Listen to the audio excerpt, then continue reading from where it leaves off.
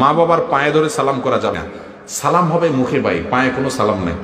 সালাম হবে আসসালামু আলাইকুম রহমতুল্লাহ, পায়ে কোনো সালাম নাই। এখন মুসিবত হলো বিয়ের পরে নতুন শ্বশুর শাশুড়ি যদি পাঁচই সালাম না করেন তো বলবে বেয়াদব ছেলে, বেয়াদব, কিচ্ছু শিখে নেয়, মা বাবা কিচ্ছু শিখে নেয়, ভাইয়ের সামনে মোল্লা মুন্সি কিছু ছিল না। কারণ শ্বশুর শাশুড়ি নিজেই মূর্খ, বেচারীরা বুঝে না, এই জন্য বলে। আপনি ভক্তি প্রকাশ করবেন, ভালোবাসা শ্রদ্ধা দেখাবেন, নম্র হবেন, তাদের সামনে জড়সড় হয়ে বসবেন, কিন্তু পাঁচই সালাম নিবেন না। পাঁচই সালাম করা এটা হিন্দুদের একটা কালচার থেকে আসছে। হিন্দুদের মধ্যে কলকাতাতে এবং অন্যান্য জায়গাতে আছে, হিন্দুরা নেয় হলো চরণধুলি। তারা কি নেয়? চরণধুলি। পা ছুঁয়া ধুলাগুলা নেয়, চরণধুলি নেয়। চরণ মানে পাও, চরণধুলি মানে পায়ের ধুলা নেয়।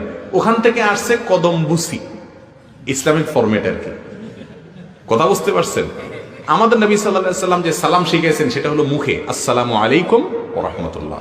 তবে বাবা মার প্রতি ভালোবাসা, মামার প্রতি ভালোবাসা চোটে কপালে চুমা খাওয়া যেতে পারে, কিন্তু নিচের দিকে না।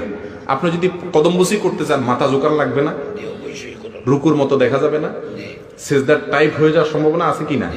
তাহলে আমরা একটু আগে তো বললাম শিরিক থেকে ভয়ে থাকতে হবে, তাহলে কদমবুসি করতে যায় নিচে হতে হবে কিনা, এগুলো করা যাবে না।